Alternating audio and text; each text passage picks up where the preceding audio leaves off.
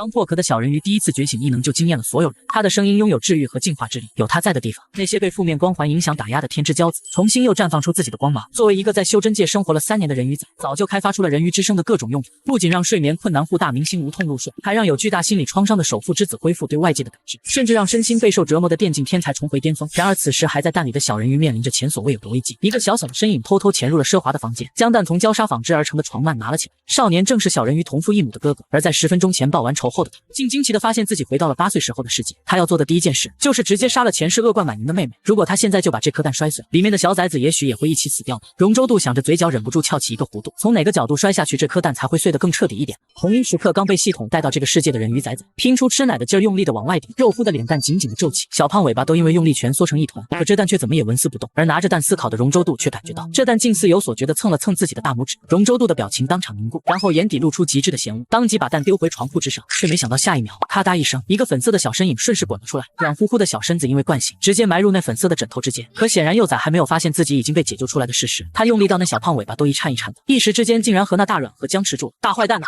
快让宝粗去呀！容州度一脸问号。首先没有看错的话，他扔上去的地方是床铺而不是地板。其次，这蛋碰瓷。见到这一幕，在精神世界被夺了身体控制权的小容州度急疯了，他的妹妹，天杀的家伙竟然让他的妹妹滚出来了。某只不知道自己被打成碰瓷蛋的幼崽，一个使劲，终于晕晕乎乎的把自己拔出来了。呼吸到新鲜的空气，崽的脸上忍不住露出一个骄傲的笑容。宝棒棒，宝鸡挤出来！他迫不及待地抬起自己的小脑袋。哇！只见粉色的房间里面，一个清俊的小少年正站在他的蛋边。那少年眉目如画，哪怕如今只有8岁，也能够看出未来不可小觑的美貌。幼崽的眼睛越睁越大，向来颜控的崽崽根本没办法抵御一个颜值超高帅哥的诱惑。再加上系统在一旁殷勤介绍这是你的哥哥，于是，在容州度震惊的目光下，某只崽毫不认生的大大张开手臂，蝈蝈。抱崽呀！而幼崽不知道的是，这具8岁身体里的2个灵魂早已被眼前这一幕惊呆在原地。小容州度是被这只幼崽的美貌惊到，这只幼崽一处不是长在小容州度的心巴上的，而容州度却审视着眼前的幼崽，怎么回事？这只幼崽上辈子长这副样子的，如果他没有记错的话，这只幼崽应该是黑头发黑眼睛，上一辈子的容乐也绝对没有这么好看，那一双藏着污秽和恶毒的眼睛他绝对不会忘记。所以这到底是怎么回事？这不是上一辈子的容乐？在容州度思考的间隙，幼崽已经把手臂举酸了，但是倔强幼崽绝不会放弃，于是幼崽再一次举高了自己的手臂，甜腻的喊出了声蝈蝈呀，抱抱崽。2个灵魂倒是没对幼崽这么早会说话有什么疑，毕竟星际的幼崽都极为强大，还有许多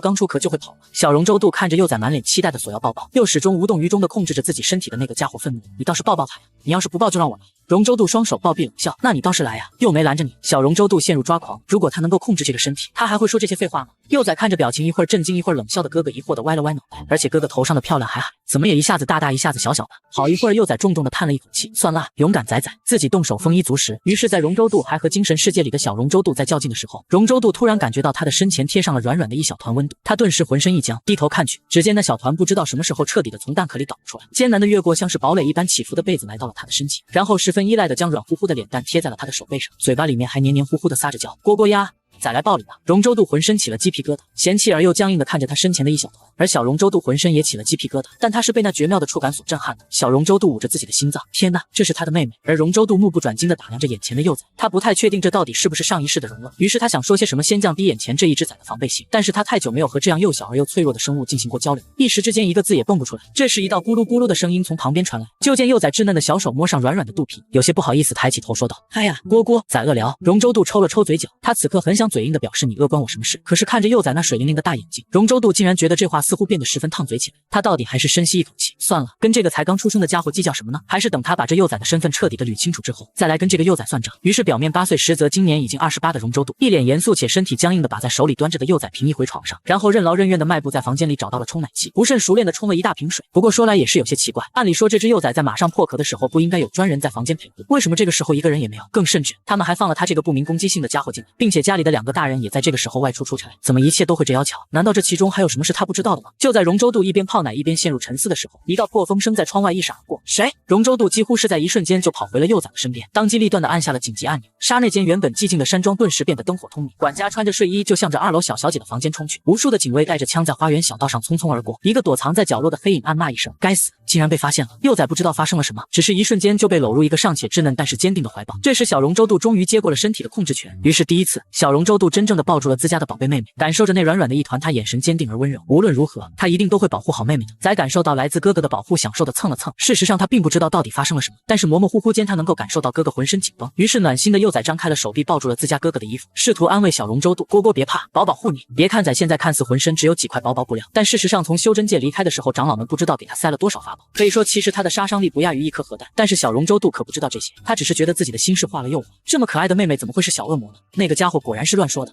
简直是胡言乱语，胡说八道。就在小龙舟渡感动的时候，管家带着一群人打开了门。当看到眼前这一幕，怔了一怔。戴少爷，你怎么在这里？小龙舟渡一时之间没有想好自己应该怎么解释。难道要说自己太想妹妹了，所以来这边看看吗？可是他们会信吗？也许老管家会信，可是别人呢？小龙舟渡微微垂下眼睛，有些结巴。我是。也正是在这时，一直被小龙舟渡挡住身影的幼崽突然的探出一个头，并且附赠了一个超级甜乎的笑容，一副你的小可爱突然出现的稀罕模样。老管家看到已经破壳的小小姐，简直要瞳孔地震了。他又是高兴又是遗憾，喃喃自语道：小小姐竟然已经破壳了吗？怎么都没通知的？智能育婴箱也太不靠谱了，他都没能第一时间看到小小姐破壳。一想到这，管家就觉得自己心痛的不得了。这时原本就在旁边的医护人员带着仪器走了进来。幼崽刚出生需要接受检查的，别的都好说，但是那么大一个封闭的箱箱，还要把宝装进去，不阔意不阔意。于是到现在都表现得很乖巧的某只幼崽紧紧抱着哥哥装死，看不到宝看不到宝。小龙舟渡受宠若惊的抱紧了怀里的幼崽，但是同时有些担忧，妹妹好像有些过分紧张了。其实幼崽非常害怕幽闭的箱子，因为在修仙界的时候曾经就有一个心理变态的弟子，因为太喜欢这只幼崽而偷偷的将其哄到法宝里面，甚至还想要把这只幼崽偷渡出宗。幸好他师父及时发现不对，解救了出来，但却给某个小家伙已经留下了心理阴影。所以当医生试图想要将某只幼崽从小龙舟渡手上接过的时候，某只胖仔就将那圆润背影对准他，粉色的尾巴紧紧蜷缩，恨不得把自己整个塞进自家哥哥的怀里，一丝也不露出来给医生叔叔看到。可恶，他顶着这一张温润如玉的脸这么多年，面对幼崽还从来没有失手过。可是今天，于是某位幼崽杀手掏出了他的杀手锏婴儿夹，崽崽。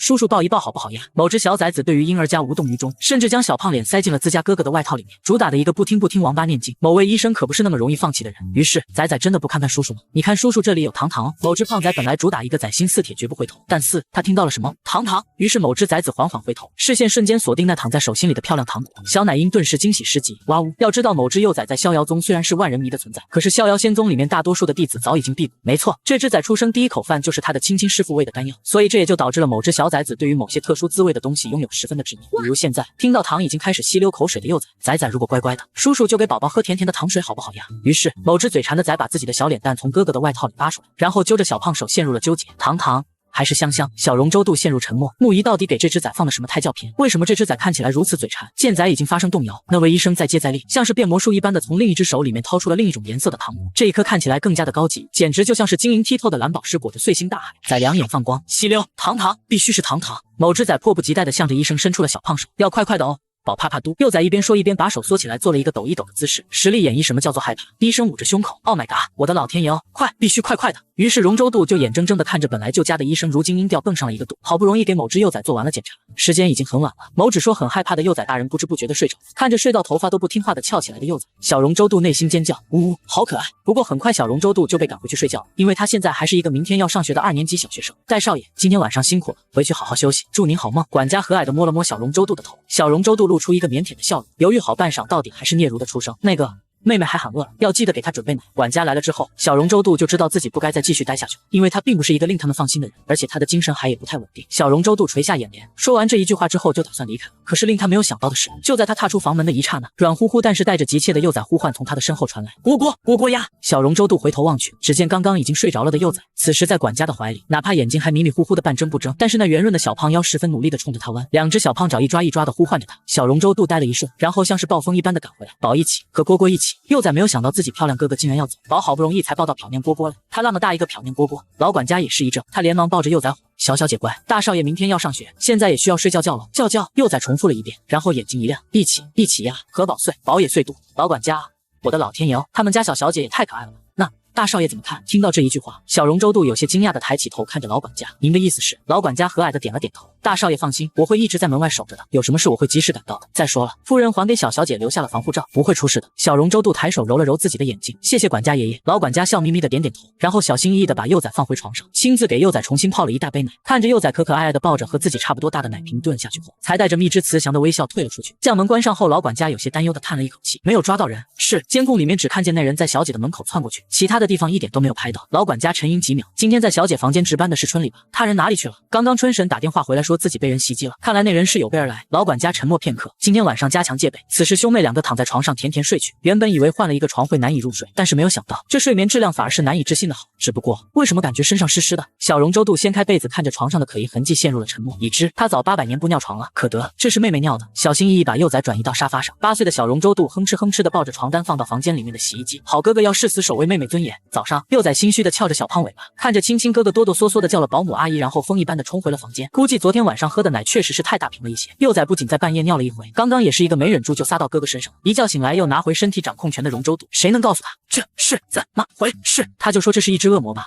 他有洁癖啊。小容周度没有想到昨日的那人竟然又再一次出现在他的身体之中，并且十分好心的接过他如今湿哒哒的身体，嘻嘻笑出了声。管家看着狂奔而去的身影，露出了感慨的笑容。看来大少爷是真的非常喜欢小小姐，这不喜欢的都跑起来了呢。等到容周度从浴室里出来的时候，某只幼崽正在被阿姨包着放进浴缸里面洗香香。人鱼幼崽本来就喜欢玩水，再加上阿姨还十分深得在心的在浴缸里面放了奶黄的小鸭子，这下可好了。进了浴缸里，某只崽子就不肯出来，胖乎乎的小胖爪在水面上啪嗒啪嗒的拍个不停，银铃般的笑声在浴室里回荡，给某个老阿姨看的心都要化了。全程不知道有多高兴，一张老脸在幼崽面前都要笑烂。可是洗澡的时候有多省心，出浴缸的时候就有多难搞。虽然某只幼崽觉醒了人鱼基因，可是到底只是觉醒了基因，和真正的人鱼还是有差别的。特别是这只胖崽才刚刚出生，但一旦阿姨试图将小崽子抱离，某只小胖崽就开始哇哇呜的撒娇起来，玩呀，咦，和宝一起呀。为了不离开浴缸和浴缸里的小鸭子，某只幼崽是无所不用其极。阿姨本来就是一个喜欢孩子的，再加上孩子长得这么可爱，一颗心脏被幼崽的呜呜撒娇声给软的不要不要的。可是再怎么心软，面对孩子的身体健康，阿姨到底还是狠着心将幼崽抱了出来。幼崽被裹在白白软软的浴巾里面，就像是一个新鲜出炉的草莓小蛋糕，可爱的胖尾巴一翘一翘的。看到这样的幼崽，哪怕是容周度也不得不承认，这个世界的容乐长得真的非常的好看。而幼崽被抱到床上之后，一抬眼就看见了自己的亲亲哥哥，然后小奶音顿时达到了10级的惊喜。蝈蝈，容周度向前的步伐不禁一顿，这小崽子对他这么殷勤做什么？难道是想算计他？可是如今那2个人都还没回来，算计给谁看呢？小容周度不服气了，我妹妹可乖了，才不会算计我。容周度冷笑一声，不予置否。小容周度顿时更加生气了，但是他并不知道他们的身体控制权的切换到底是怎么回事，到现在全靠偶然。这个人说是未来的他，小容周度是一点都不信的，毕竟他可是1秒都不停的在诋毁他的宝贝妹妹。他的妹妹这么乖，他绝不会这样做的。大少爷小小姐可以吃早饭了。一听到早饭就像听到什么关键词一般，某只幼崽刷了一下就立了起来，饭呢？于是某只幼崽挣扎着向老管家伸出了手，鲜明的展示了自己强大的食欲。管家顿时一张老脸笑开了花，哎呦哎呦的把某只幼崽抱到怀里。管家走出几步，看容周度还没有反应，于是停下脚步。大少爷，容周度顿时做贼心虚一般的咳了一声，那个你们先去吧，我马上就来。老管家了然的点点头，幼崽却趴在老管家的肩上，有些担忧的看向哥哥，要快撵来，不然饭会没有肚。幼崽很快就被抱到了楼下饭厅，坐上了幼崽专属的宝宝椅，带上了水蜜桃的口水兜兜。某只幼崽早早的就闻到了从厨房传来的香味，眼睛里闪烁着纯粹的对饭的渴望。厨师也早就蓄势待发，见小崽子已经做好了，就当的十分有仪式感的将宝宝饭端了上来。今天早上厨师准备的是10蔬土豆饼、红豆红枣和米糊，以及鲜虾肉泥。因为怕小崽子不习惯，所以除了端上来的这一份，厨房里还有备用的其他。厨师有些紧张的看着幼崽，生怕看到幼崽有一点不喜欢的模样，毕竟他是刚被聘用来到这家工作的，这家工资给的十分高，但是工作只是专门给幼崽准备1日3餐，这么好的工作他可不想刚到手就丢了。其实这位厨师完全不用担心，因为某只在修真界深受无油无盐宝宝餐折磨的幼崽，对这些完全接受良好，不仅不挑食，而且还出乎意料的爱吃。管家一勺一勺的喂，某只幼崽的脸颊鼓鼓的，那是一刻也没停下，鱼尾巴在宝宝椅上一晃一晃的可开心，而且看样子要不是自己新出厂的小手还不够灵活，早就自己拿着勺子咣当咣当的把头埋碗里吃了。太好吃了！宝宣布这是宝吃过的最次吃的东西。由于某个幼崽吃饭实在很快，所以等楼上某个家伙纠结完磨磨蹭蹭下来的时候，幼崽已经摸着小肚子在沙发上舒舒服服的窝着了。容周度当即冷笑一声，怎么？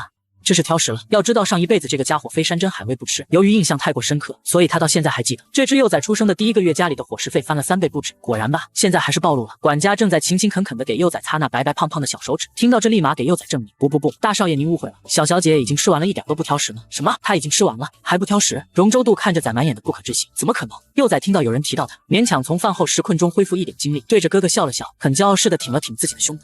宝不挑4都。小容周度看着幼崽那圆润又漂亮的眼睛，他的亲亲妹妹怎么会如此可爱？天杀的，他妹妹都这么证明自己了，这个家伙竟然还无动于衷的站在原地。快呀，快去抱抱他，快告诉妹妹你相信他。容周度一阵无语，不就是不挑食吗？有必要这样吗？不过虽然心里这样说，可是容周度脚下还是不受自己控制的扭扭捏捏的上前去了。但是上前之后，看着乖乖坐在沙发上养着小脸蛋的幼崽，他又不知道要干什么了。不，这可是他的仇人，没错，他绝不能。容周度脸上的神色因为自己的纠结的想法而扭曲，他如梦初醒，想要退后几步。喜欢贴贴的某只颜控崽已经等待不了一点了，既然哥不救崽，那崽就去救哥。于是小手臂往上一伸，稳稳当当的和自家的大美人哥哥贴了个实打实。蝈蝈鸭，宝喜番。容周度听到那一句真情告白，顿时把脸红了一个彻底。怎么会有如此不知羞耻的幼崽？不知羞，实在是太不知羞了。可能是情绪起伏波动太过巨大，只是一瞬间，身体的掌控权就交给了小龙舟渡。于是小龙舟渡顿时就一用力将幼崽整个抱到怀里面。小龙舟渡对自家宝贝的妹妹的情绪可敏感，发现自家妹妹不仅不怕，而且很喜欢。于是某只幼崽便成功被举高高，然后转着圈甩起了鱼尾巴。虽然小龙舟渡只有8岁，可是经过到底是觉醒了雪豹基因的未来最高等级战士，拿捏一个崽还不是轻轻松松。一时之间，房间里洒满了某只在兴奋又欢乐的笑声。老管家站在一旁看到这一幕，也忍不住露出一个慈祥的笑容。就在这时，门外传来了飞艇降落的声音。老管家听到这个声音，顿时一拍脑门：哎呦，我怎么把夫人今天回来的事情给忘了？听到这句话，小龙舟渡顿时将幼崽放下，脸上表现一点紧张的模样。某只小胖崽不解地歪了歪脑袋，伸出小手想要去拽着哥哥的衣角。小龙舟渡垂下眼睛看着幼崽，犹豫了一瞬，到底还是抬手摸了摸幼崽的头发。他声音温柔地对幼崽说道：是仔仔妈妈回来了。小龙舟渡其实也拿不准木仪的态度，在刚开始的时候，木仪对他还是很好的。木仪虽然和他不是很亲近，但是木仪也不会防着他。可是自从有一次他外出参加夏令营之后再回来，却发现一切都有些不一样。然而此时刚破壳的小人鱼终于见到了母亲大人，一个美艳至极的女人风风火火地走了进来，看到在沙发上猛猛的幼崽，顿时爆发出惊喜的呼喊：哦，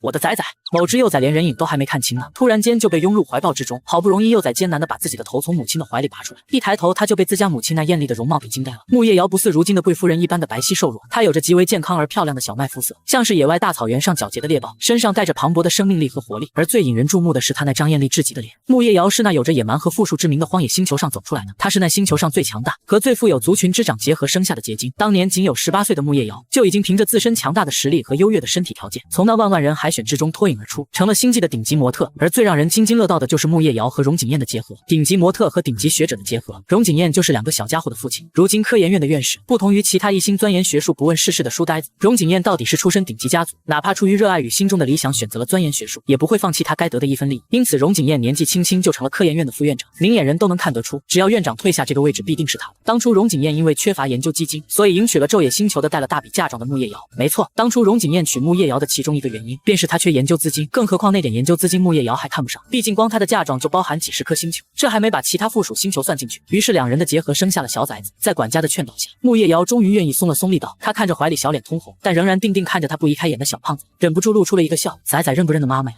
小胖仔呆呆地看着妈妈，听到小胖仔猛猛地重复了2个字，木叶瑶忍不住笑弯了眼睛。他抱起崽子，很是高兴地掂了掂，对，是妈妈。仔仔认不认得？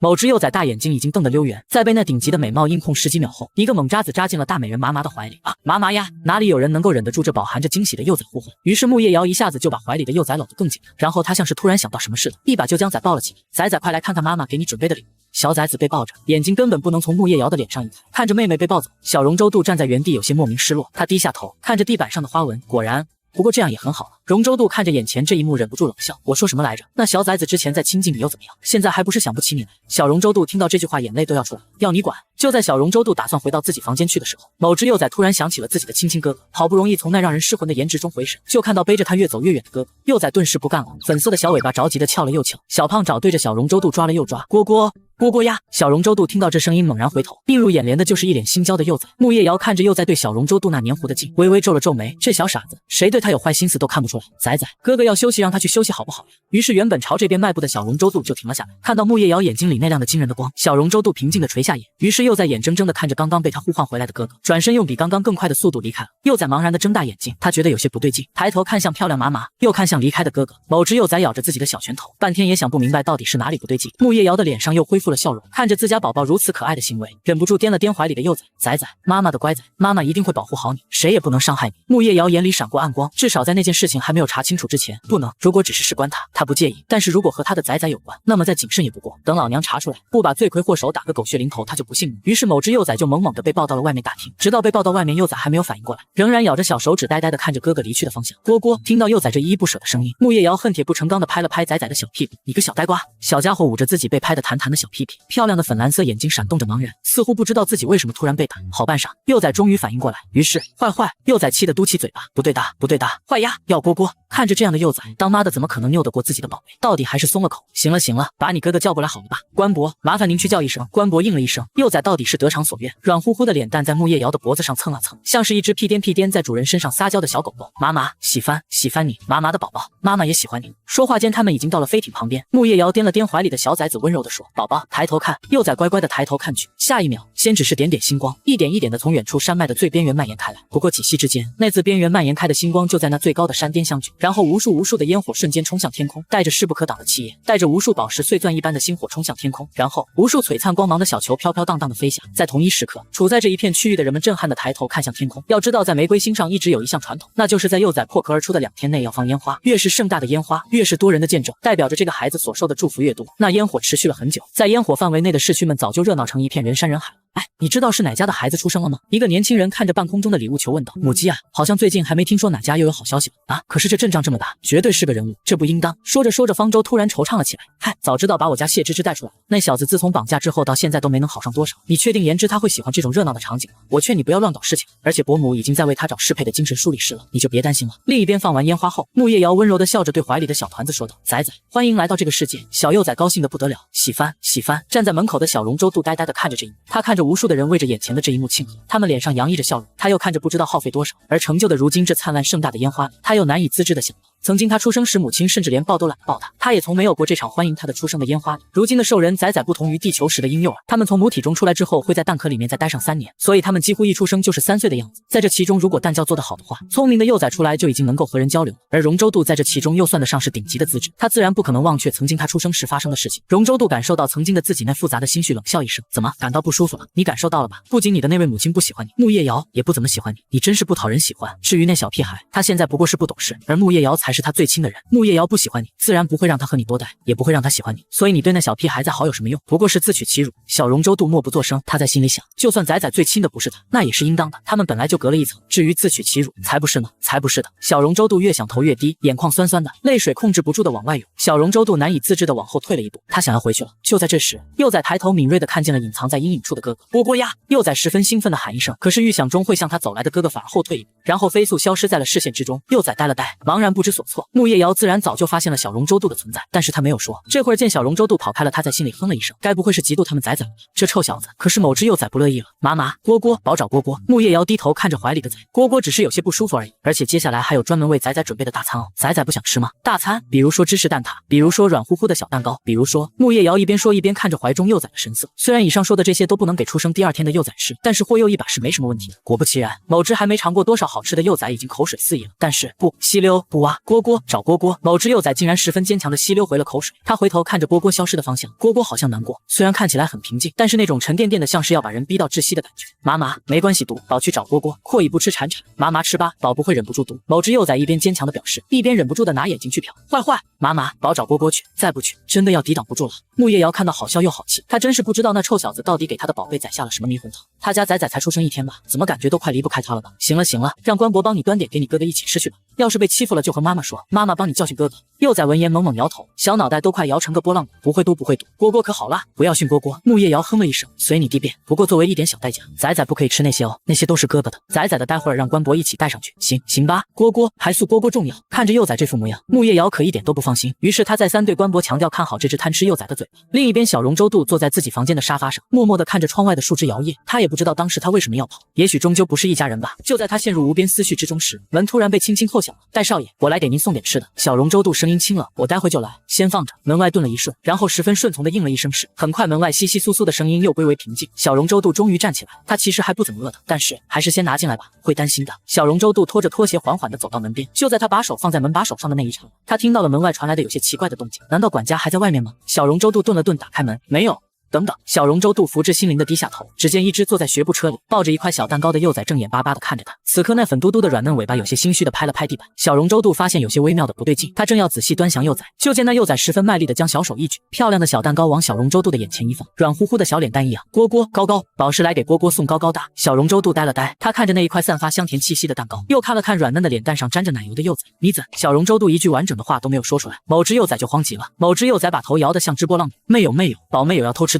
虽然刚刚宝想要偷偷舔一丢丢，但素妹有成功哦。小龙舟渡，呵，小蠢货！发现自己太紧张吐露出来了的幼崽，两只小手惊慌地捂住自己的小嘴巴，两只眼睛心虚地一眨一眨。小龙舟渡看着这样的幼崽，顿时什么话也说不出来了。他能说什么呢？他妹妹可是眼巴巴地跑过来给他送蛋糕耶。小龙舟渡微微弯下腰，温柔地摸了摸幼崽的头发，没关系，哥哥和你一起吃。听到这话，某只幼崽眼睛顿时亮了起来，尾巴在柔软的地毯上一拍，一起刺哦。一旁的管家端着托盘姗姗来迟，他对着小龙舟渡点了点头。少爷，这是您和小小姐的晚餐。托盘里食物很丰盛，除了小龙舟渡的正餐之外，还有专门属于宝宝的营养辅食。幼崽已经等不及开动，自己啪叽啪叽着小尾巴，带着矮墩墩的宝宝学步车冲进了房间里。可每次要往前进的时候，都得费力的把小尾巴整个翘到前面来。但即使是如此，某只幼崽仍然抱着眼前快有脑袋大的小蛋糕，十分努力的向着小茶几冲过去。那可是他香喷喷的小蛋糕。关博小心的靠近小容周度，声音很小，似乎生怕被谁听到似的。戴少爷，麻烦您还关照一下小小姐，她还太小了，除了营养餐，其他的都不能吃。小容周度不能吃吗？那个蛋糕，那是少爷您的蛋糕，小小姐她。所以大少爷，您需要我留下来陪您用餐吗？小容周度罕见的沉默了片刻。照理说，自然不用，但是最终小容周度还是拒绝了管家的贴心服务。他妹妹那么乖，他一定可以做到。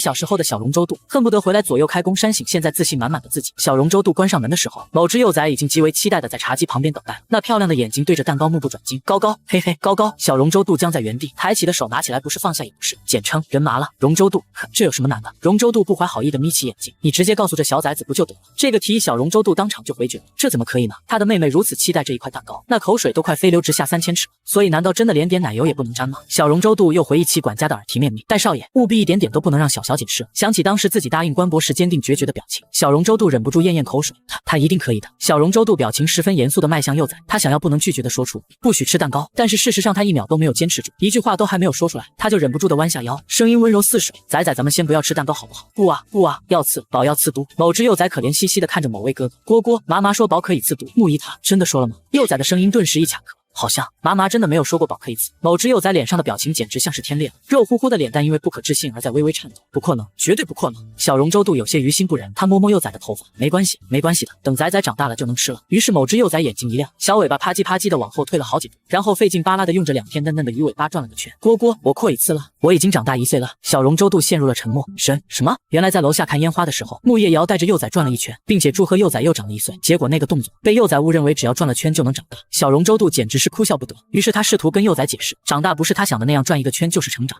那蛋糕呢？幼崽要哭不哭的着看着面前的哥哥。小容周度实在不忍心告诉幼崽残忍的事实，所以只能选择沉默以对。幼崽不可置信的软了小尾巴往后退了一步，于是一滴滴小珍珠落了下来。呜呜啊！高高，宝要刺高高嘟！而且这幼崽不是嚎啕大哭，就是呜呜咽咽的抽泣着，这种哭法实在是让人心疼。小容周度哪里顶得住？他一时之间不知道应该是先去擦幼崽的眼泪好，还是先把幼崽抱起来，或者给幼崽喂点宝宝辅食。不过更加可恶的是，幼崽都这副模样，某个人甚至还落井下石，在一旁嘲笑，真是活该啊！你知道这小崽子不好对付，你还以为他真是什么天使呢？小容周度都不想给某个人表情，就在他即将要将幼崽揽入怀中的那一刻，一瞬间身体的掌控权完成了交换。容周度也不知道是怎么回事，上一秒他还在放声大笑呢，下一秒一个软乎乎哭唧唧的小团子就落入了他的怀里面。容周度几乎想瞬间就把怀里的幼崽扔出去，但是此刻已经没有时间给他反悔了。只见幼崽已经完全的投入了他的怀抱之中，小脑袋委屈又依恋的贴在他的脖子上，软软的身子还在一抽一抽的啜泣。容周度几乎瞬间就僵硬成了一座石雕。小容周度，可恶，妹妹的贴贴，抓狂 JPG， 为什么每次都这样？某只幼崽似乎在失去小蛋糕的悲痛欲绝之中，恍恍惚惚的察觉到了什么，他有些费劲的扬起小脑袋，果不自然，看见了他漂亮哥哥头上的精神海，此刻又变成了红红大大毒。某只幼崽见怪不怪的趴了回来，没关系，毒问题不大。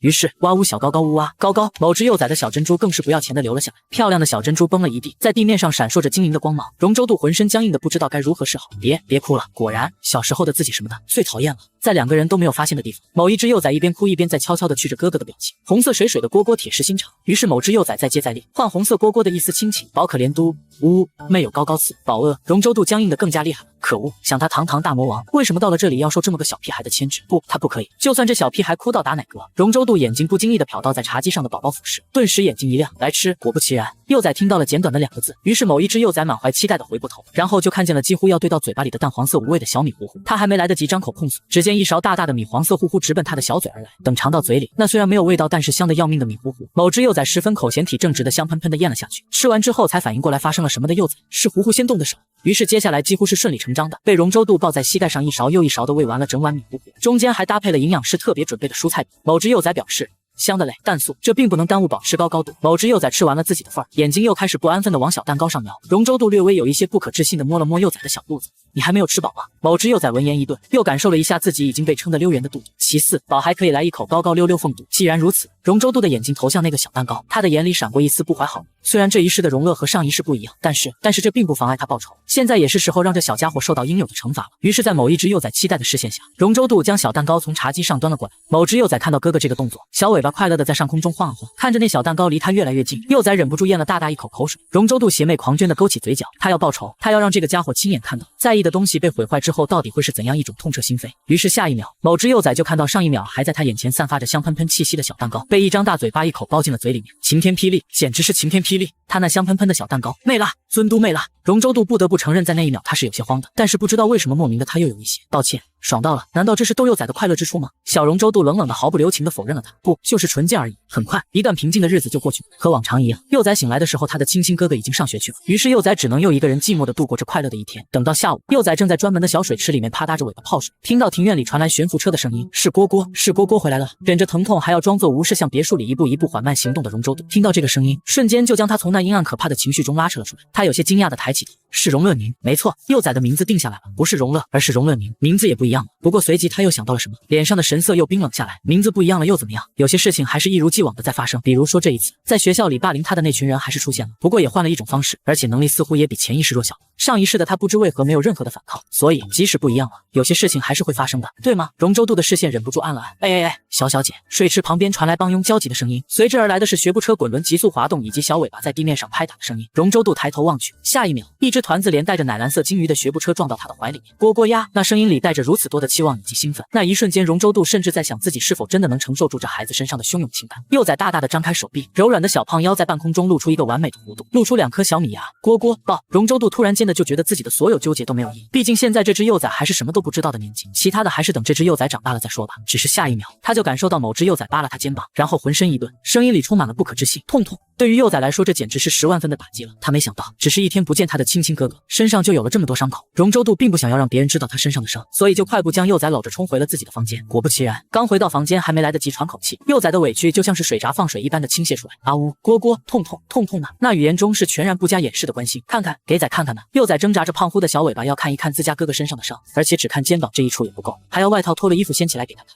容州度有些哭笑不得，按理说他应该制止的，毕竟他可是黄花大闺男，可不能让这小流氓得逞。可是手上他的动作却一点也没有动作。幼崽要撸袖子就撸袖子，要掀衣服就掀衣服，衬衫的校服被微微掀起，露出了雪白的一片腹肌。虽然是一个8岁的小孩，可是小容州度早早的就有了身材管理的意识，毕竟他可是未来的军校生。实话说，容州度有些不好意思，但是随之而来的又有一些病态一般的满足。原来被人关心是这种感觉。可是为什么在他那个世界从来没有出现过这样一个幼崽？为什么他遇见的是一个恶魔？为什么在那个世界曾经的他毫无还手之力？可是这个世界却又能一次又一次的逃脱，到底是为什么？明明都是一个人。顺着这个想法想下去，越想就越难以抑制了。在他心底遇见很久的黑暗忍不住翻涌，如果他杀了这个世界的自己，是不是有可能他会彻底的？正当他这么想的时候，他突然发现自己失去了对身体的控制权，而且是直接在现实中醒了过来，就像是像梦中惊醒一般的惊悸。一睁眼，他看到的又是熟悉的天花板。容州度忍不住狠狠地捏住自己手中的宝贝，到底是梦还是？他的眼底闪过一丝狠厉，他的长腿一伸就从黑金色大床上走了下来，他随手拿一旁的通讯器，声音阴沉狠厉：刘密，之前的医疗检测结果发我，另外再约一个心理医生。这些到底是因为太过疲累做的梦，还是有谁在暗中对他下了药，想让他对那个女人手下留情？不管是谁，如果被他找出来，他一定会要让他生不如死。那边的刘秘书回应得更快，在容州度没有看到的地方，他简直快乐的要跳起来。家人们谁懂啊？有病的老板终于发现自己有病要去看病，重新拿回身体控制权的小容州度完全没有发现藏在他精神海里的家伙消失不见了，抱着怀里软嫩嫩的幼崽，情不自禁的红了眼眶。他其实有很多的委屈，他不想要任何人知道他受伤的事情，这只幼崽除外，毕竟这家伙已经知道了，但是他也不愿意告诉幼崽真正的原因。他温柔的摸了摸幼崽的脑袋，没关系的，只是不小心摔倒了。幼崽忍不住的皱起眉头，雪白软嫩的脸蛋出现了谨慎的神色，他做贼似的在房间里四处张望了一圈，声音压得更低了，小奶音充满了严肃：蝈蝈，你别怕，我不告诉别人，你告诉我，一定会帮你报仇度。容州度听着幼崽那护短的话，也忍不住笑了出声，他忍不住轻轻贴了贴幼崽的额头，谢谢仔仔，但是真的没事。接下来幼崽不管怎么撒娇装可怜，小容州度都不愿意说出真相。到了吃饭的时候，幼崽满脸严肃，一向在吃饭时候舞得欢快的勺子也舞得不那么欢快，而且总是哼哧的吃完2下就停下来，稚嫩的脸上闪现出思考人生的严肃神色。管家在一旁看得忍不住发笑，他贴心的给幼崽擦了擦嘴角的敏糊糊，忍不住想小小姐到底是遇见了什么，这么稚嫩的小脸竟然能摆出这么严肃的模样。可他不知道的是，此刻的幼崽正在和系统在对话。统统郭丫，你能不能告诉我蝈蝈到底发生事了？你追好了，宝超爱你不？系统闻言微微一顿，他并不能直接把事实告诉幼崽，但还是没抵住幼崽的甜言蜜语，忍不住的加起声音：如果你想要知道你哥哥发生什么，你可以去他的学校看一看。系统说这句话的目的本来就是想要让木叶瑶在幼崽的提醒下关注到容州度的情况，但是幼崽的脑回路显然不同于常人，在某个刚出场的聪明大脑下，幼崽很快就想到了主意。于是这一天负责哄睡幼崽的阿姨发现，今天晚上的幼崽格外的乖巧，要是按照往常来说，不读个10篇8篇的故事，不玩上10次8次的游戏，幼崽怎么也不可能停下来。可是今天往常精力充足的像个小炮弹似的，十分的省心，甚至都不需要人火。阿姨忍不住露出了欣慰的笑容，看来小小姐终于培养出了良好的睡眠习惯。但事实上，这一切只是某只幼崽在为明天出发去学校而做足休息的准备。第二天一早天还蒙蒙亮，按照往常来说，这时候应该正是幼崽睡得正香的时候，但是今天简直是一反常态，保姆阿姨都还没醒呢，幼崽神游天外似的把自己从柔软的小窝窝里面扒拉出来。可是困，某只幼崽摇摇晃晃地坐在床上，柔软胖乎乎的小身子在半空中东倒西歪，眼看着就要躺回柔软的小窝窝。但素不行，勇敢仔仔，不怕困难，为了蝈蝈。于是某只幼崽艰难地撑开两只眼皮，不碎啦，他要找出欺负蝈蝈的那些人，他保护蝈蝈。于是某只幼崽艰难地抵挡住了周公张开的怀抱，在床上醒了好一会儿神，幼崽终于完全地张开了那双漂亮的大眼睛。此时照顾他的保姆阿姨就睡在另一张床上，幼崽确定好了敌方位置，他还是只幼崽，这张床对他来说还是太大太宽敞。首先要保持小心翼翼不出声，但是往下出溜又实在费劲。幼崽和这张大床缠斗了好一会儿，不过就这么一会儿，幼崽的脸都变得红扑扑了。不过好在成果是喜人的，幼崽终于蹭到了大床的边缘。为了声音小一点，幼崽先把握好了学步车的方向，然后用那漂亮的小尾巴一点一点地勾住学步车，自己再一点一点地从床上滑到学步车里面去。不过一会儿，幼崽就端端正正地在学步车里面坐好了。成功完成投入计划第一步的幼崽觉得自己实在是太棒，怎么会有如此棒棒的崽崽？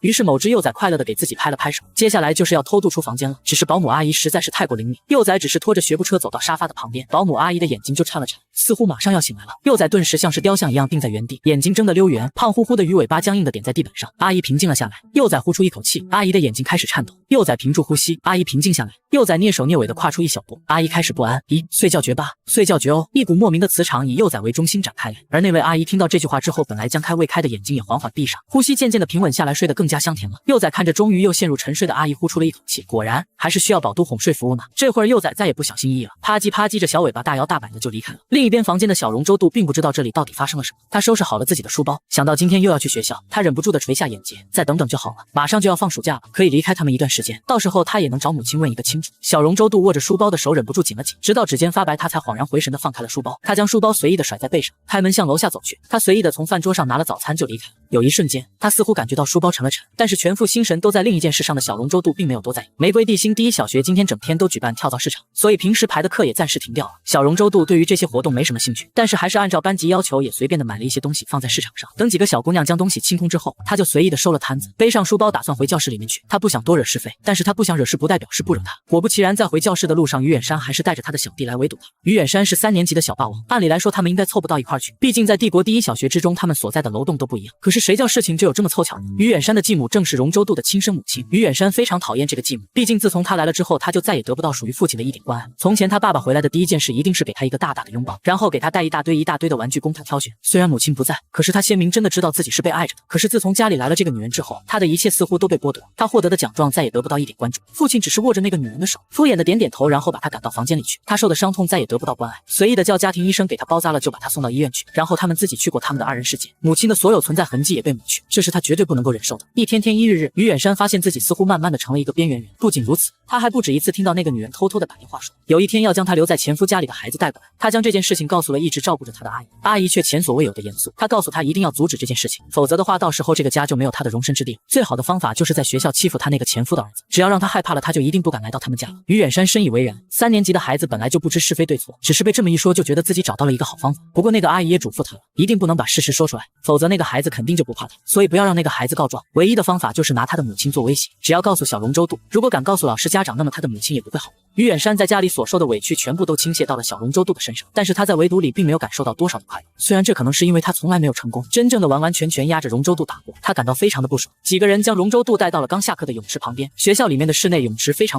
的巨大。此刻刚刚在泳池里面的学生和老师都离开了，小龙舟渡看着虎视眈眈的5、6个人，他面无表情。对面一个少年露出了一个冷笑，正是于远山。这是一个高高瘦瘦的少年，一身健康的浅麦色肌肤，而此刻他的脸上满是桀骜不驯。他双手抱臂，讥笑地看着站在他面前的小龙舟渡。没办法，你长得太像他了，太让我恶心了。小龙舟渡沉默不语，他不想与这些人多说什么，所以他只是静静地听着，然后悄悄地观察这四周的地形。但是这一次这几人挑的地形实在是太过刁钻，往后就是水池，往前几个人已经把位置都堵了，看来不拼命是不行了。小龙舟渡忍不住露出一个嘲讽的笑容，母亲她到底是在过怎样的生活？可是就算他知道了也没有办法帮他，父亲不会管，木姨又很讨厌他们，想来他竟然是没有任何一个地方可以求助。此时另一个世界的龙舟渡眼睛一睁一闭，不知道为什么又突然的转到了小龙舟渡的视线。看到这熟悉的一幕，他有些恍然。自从上一次生出了想要夺走小龙舟渡的身体主动权之后，他就已经有好长一段时间没有来到这里，所以是梦还是现实，他还能见到那个团子吗？战争一触即发，他们的动作十分激烈，都是还不到10岁的少年，可打起架来却是凶狠的要命，毕竟都是未来的军校生，早早就被教导过格斗，在打斗的过程中，小龙周度的书包被甩到地上，而因为使用太多精神力，沉睡了1-2个小时的幼崽也终于醒了过来。但是他还没来得及从书包里出来，小龙周度的书包就被一个于远山带来的小弟给踢到水池里面去了，连带的是还躲在书包里的幼崽啊！咕噜咕噜咕噜。某只幼崽到现在对游泳这件事情还不是很熟练，但是作为人鱼基因的拥有者，最后还是靠着对水的亲和力勉勉强强的浮上来了。但是一上来就不得了了，映入某只幼崽眼帘的就是和几个人缠斗在一起的小龙周度，怪不得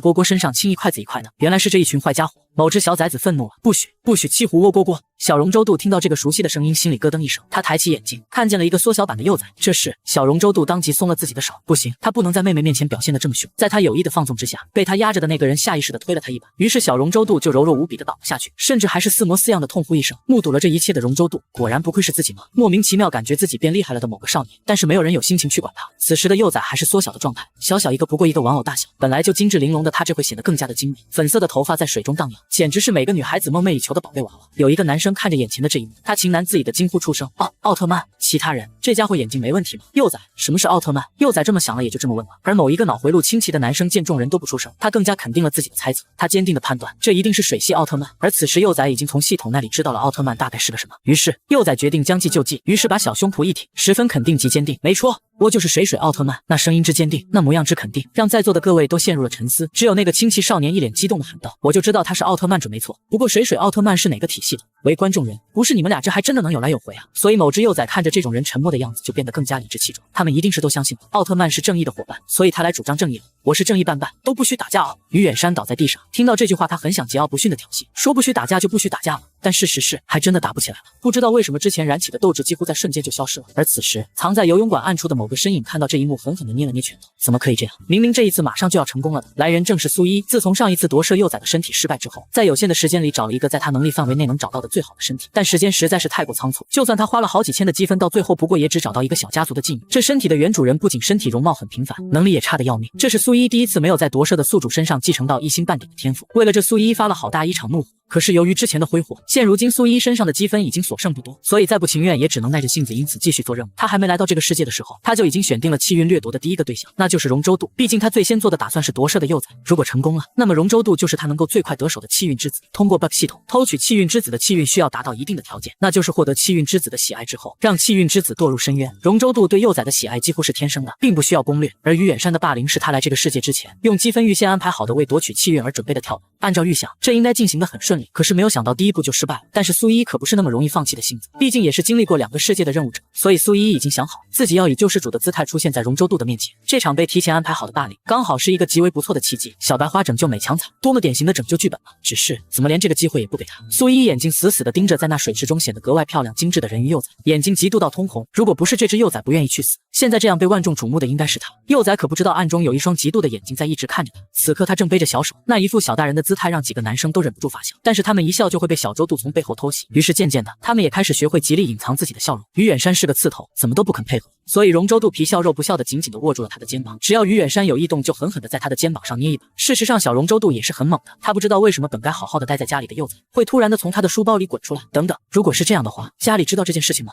荣州度一边看着幼崽，一边暗搓搓掏出通讯器给管家发信息。果不其然，那边管家一收到消息，信息就狂轰滥炸般的向他涌来了。小荣州度的额头上出了冷汗，这个小家伙还真是胆子大，竟然谁都没说就偷偷的跑出来了。某只幼崽现在还不知道自己已经被背刺了，这会儿正一脸高深莫测的听着系统给他梳理剧情。原来是这样读，于三三都后妈妈是个大坏蛋，他故意让三三听到，并且还派了一个坏姨去挑拨离间。幼崽想到听到的于三三的遭遇，包括不限于他的后妈妈让佣人对他使用各种冷暴力，让他爸爸对他使用各种家法。刚刚非常生气的幼崽也感到有一些于心不忍，于是幼崽决定帮助于远山。想到自己身上早就装满了各种符咒，某只幼崽摆了摆小尾巴，小脸绷得紧紧的，竭力的把自己装出一副世外高人的模样。首先要装模似样的咳2下，然后撩2下白花花的胡须。好吧，他没有，但可以装有。再然后伸出一只小胖爪，对着其余的人挥了挥手：“你们先离开吧，本奥特曼有话要和这2位说。”在场众人除了那位脑洞清奇的少年，其他人或多或少都有些绷不住，这到底是怎样一种中西合璧的身份？幼崽见其余人不仅没动静，反而在原地颤抖，他不禁向着几人投来了疑惑的目光。小荣州度回过神来，连忙给了几人一个警告眼神。于远山此时也有些好奇，眼前这个小家伙到底想要对他说些什么了，于是他顺势而为，对着其他几人点了点头，让他们离开。很快几个人就要清场了。于远山看着眼前的幼崽扬了扬下巴，你想和我说什么？于远山很聪明，他几乎是一眼就看出来幼崽实质上想要对话的人是他，毕竟幼崽和旁边的那个家伙一看就是认识的。幼崽顿了顿，继续坚强维持自己的世外高人人设。嗨嗨，本奥特曼算出来你现在遭遇不开心了。于远山无语，这不是明眼人都能看出来的吗？还要算？不过于远山也看出了几分趣味，想要逗逗这位奥特曼大仙。那奥特曼大人，你知道我是因为什么不开心的？你死因为某只幼崽十分有灵魂的断句后妈妈都是。此话一出，不仅是于远山变了脸色，小龙周度也收敛了笑意。于远山回头恶狠狠地看向小龙周度，他还这么小，你把这些事情和他说？小龙周度声音沙哑，不是我。放屁！小龙周度哑口无言，辩驳无门。事实上，就连他也没有想到，这只幼崽竟然知道这件事情。那边两个人吵得不可开交，这边的幼崽一脸茫然，自己说出这么大的事情，对面两个竟然不是追问，而是吵架。幼崽皱起小眉头，觉得事情十分的不对劲，他费劲巴拉的拍了拍鱼尾巴，试图将两个注意力已经走偏的人弄回关注。看本奥特曼，看本奥特曼呢！两个人本来还想再吵，但是到底是有一个亲亲哥哥在这里，所以为了自家妹妹的面子，小龙周度到底是先退一步。见小龙周度如此识趣，于远山也没有再继续说下去，毕竟现在不是争论这个的好时候。现在有一个更大的谜团摆在他们的面前，如果不是小龙周度说的，那么眼前这只幼崽又是怎么知道这件事情的？他们倒是也想要听听幼崽想要说些什么。看着乖乖闭上嘴巴不说话的两个哥哥，幼崽这下满意了，他扬起肉嘟嘟的小脸蛋，学着曾经看过的电视剧颇为高深莫测的邪魅一笑，继续刚刚的话题，肿么样？我说的是不是很准呀？于远山眼底划过一道暗光，他点了点头，确实很厉害，但是那又怎么样？难道你可以帮我吗？听到这句话的幼崽眼睛顿时一亮，这个蝈蝈可太聪明了，他都没有把自己的目的说出来，这个蝈蝈就猜到了。幼崽满眼亮晶晶，小奶音也昂扬了起来。没错，我这里有可厉害的法宝能够帮助你们。小龙周度眉头微微皱起，而一旁的于远山已经忍不住的冷笑了。帮他？怎么帮他？且不说他们都是小孩子，就算是大人又怎么能插手他们的家务事？不过算了，看着水池中幼崽那漂亮的小脸蛋，那些尖酸刻薄的话语被尽数咽下，他还是不要和这么个小孩子计较，就当是哄别人家的小孩玩了。那你用什么办法帮我？说到这个幼崽可就不困了，他脸上露出了可骄傲的表情，肉乎乎的小手在背后抓了一把，然后不知道从哪里摸出一颗十分圆润漂亮的小珍珠。那是小龙周度眯眼仔细看，然后陷入了沉默。这个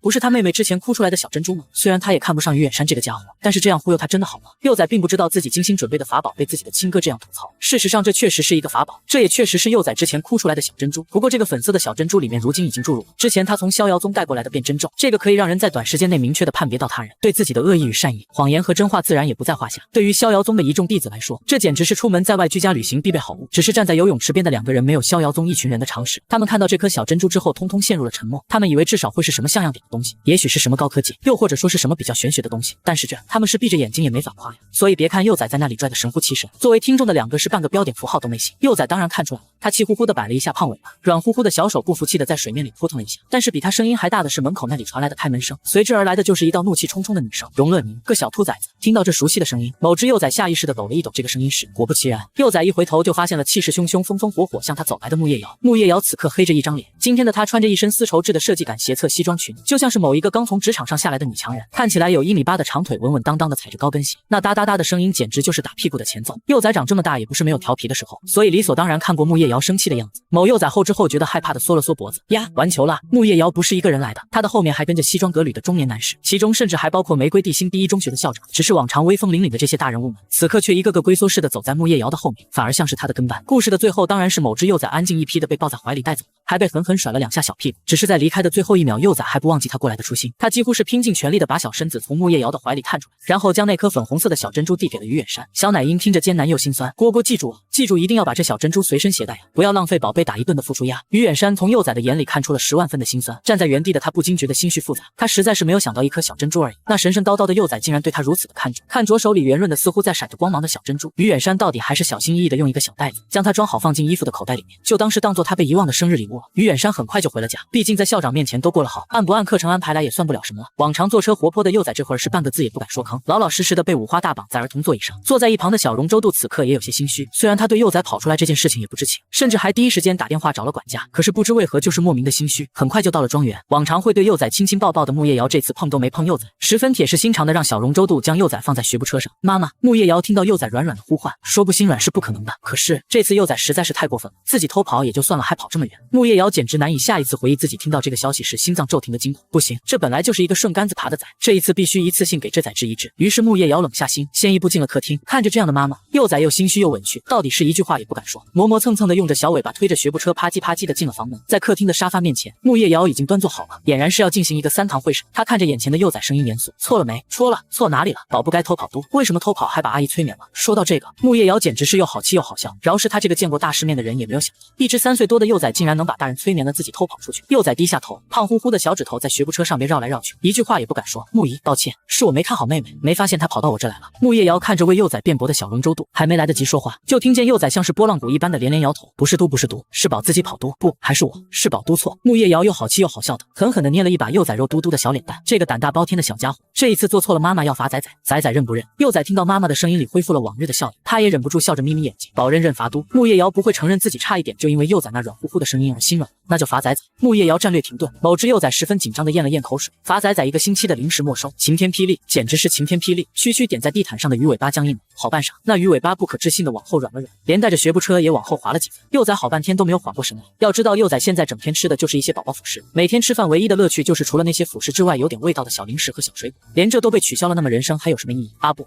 好嘟。小龙舟渡看着一旁光速认怂的幼崽陷入了沉默。不过幼崽似乎还是不甘心，用最后的倔强开始和木叶瑶讨价还价：“妈妈，少一点呀，可不可以呀？”幼崽一边说一边用那肉乎乎的小手指搓出一点点，然后又像是小动物一般将自己软乎乎的脸蛋一直往木叶瑶的手下凑。幼崽试图靠卖萌来换得一丝心软。木叶瑶看着幼崽那可怜兮兮的小模样，很难不动摇，但是不行，还有今天还要罚仔仔面壁半个小时，之后还要给阿姨道歉，知道吗？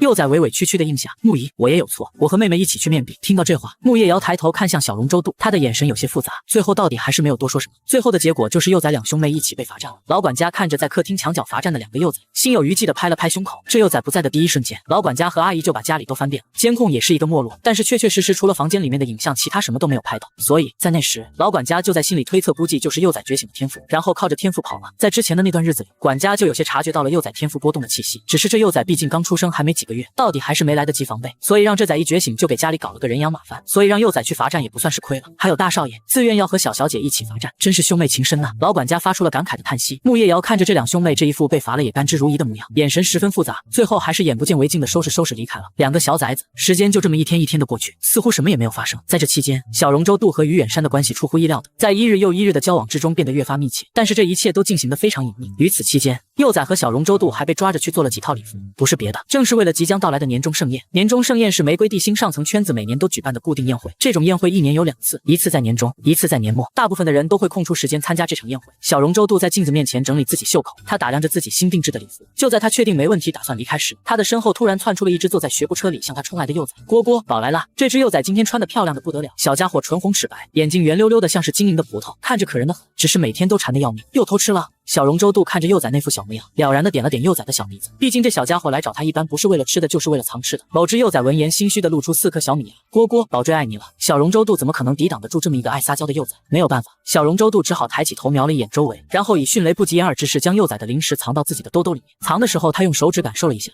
是小奶酪棒。崽崽，我们该出发了，快点出来。幼崽听到木叶瑶的声音，先是惊了一惊，然后连忙装模作样的应了几声，再接着就是慌里慌张的啪嗒着小尾巴就想出去，但是还没跑几步，幼崽就想到了还站在房间里面的小龙舟渡，于是他又啪嗒啪嗒的小尾巴划着学步车回来。小白爪一把就搂住了小龙舟渡的手，小龙舟渡呆了呆，然后十分顺从的跟着幼崽出门去了。这是一个不管什么时候都会顾着他的崽。一行几人很快就到达了此次举办宴会的豪园酒店。幼崽在宴会上向来是不需要和人打交道，只需要乖乖的坐在学步车里面当着吉祥物。木叶瑶看着已经沦为吉祥物的幼崽，无奈的笑了笑，然后自己的手也忍不住的往幼崽的脸颊上送去。别的不说，他木叶瑶是真的会生，这么可爱的幼崽被他生出来。宴会的后半场似乎要商量什么特别的事情，所有的小孩都被侍者抱到了外面的儿童乐园，某只幼崽也不例外。只是那儿童乐园里面最好玩的就是那大大的充气城堡，以幼崽目前这只能坐在学步车里到处跑的状态，根本没有办法靠。于是小家伙十分伤心的往自己怀里搂了2把小水果，然后欢快的哐哧的捂着勺子往自己的嘴里塞好吃的。平时都有人顾着这只小崽子，这会儿一下子没了束缚，于是某只崽一下子就把自己的小肚子吃的撑了出来。太饱了，实在是太饱了，可是不能浪费食物。幼崽看着自己学步车上多多的水果，于是艰难的迈出小步子。他消食，还是消食吧。此时的酒店庭院里，方舟心疼的看着远处缩在角落里一句话也不说的幼崽，苦恼的不行。你说芝芝这样子可以吗？我要不要上前陪他说说话？劝你不要。那你说我要不要给他送一点水果？他从来到这就一口都没有吃过，这样对小孩子的身体不好吧？你能让他吃？可是吱吱都快有6个小时没吃东西了。这孩子本是出生就邪精卧玉的天之骄子，从小就是有名的神童，3岁就已经测出极高的精神天赋，甚至毫不夸张地说，这孩子出生时的精神天赋是其他天才一辈子都望其项背的程度。可惜一次意外让这孩子被心怀不轨的人给绑架了，谁也不知道这孩子到底遭遇了什么，只是这孩子被救出来的时候浑身是伤，饿得几乎只剩下皮包骨头了。这孩子的身体机能在那一次也被狠狠地伤到，精神海也变得极度紊乱。这些年来一直都是他姐姐不间断地找各种顶级精神海梳理师，才勉强地将这孩子的精神还维持在一个平稳的状态。离那一次事故已经1年多了，可是这孩子到如今一句话也不愿意说，即使是在治疗中对外界也几乎没有任何的反应，除了那些基本的生理活动，这孩子简直就像是和他们有次元壁一般，不管他们在外面如何的悲伤绝望，这孩子始终都像是一个只是有的人到外壳的雕塑，感觉不到一点情绪，也反馈不了一点情绪，喜怒哀乐似乎已经抽离了这个孩子的身躯。方舟越想越觉得不甘心，他那么好的孩子凭什么要受这样的折磨？他明明就该肆意灿烂的过完一生。方舟一把拿起放在一旁的托盘，这一次他一定能成功的，他一定能够哄着小侄子吃下去好吃的。方舟竭尽自己所能，加出自己最为温柔的声音：“宝贝，饿不饿呀？来吃点小蛋糕怎么样？”方舟一脸期待地看着谢言之，1秒、2秒、3秒，在意料之中的没有任何反应。谢言之仍然全心全意地专注于自己手中的电板悬浮板，上面正悬浮着一个极为复杂的模型，旁边飘满了各种看不懂的奇妙符号。方舟是一个名副其实的文科生，而且大学学的还是艺术，这会儿几乎是啥都看不懂。看着那旁边显示着密密麻麻的公式，方舟用力地咽口水。哇，宝贝，你在做什么呀？好厉害的模型啊！可回答方舟的始终只有沉默，而且在原野的意料之中。就算方舟把嗓子都说干了，可是谢言之对待这一切始终只有一个反应，那就是无动于衷。原野有时候会觉得这个孩子在那一次的磨难之后，似乎成了一个没有灵魂的躯壳，不会哭不会笑，不会难过不会开心，只有发病的时候才能看出来，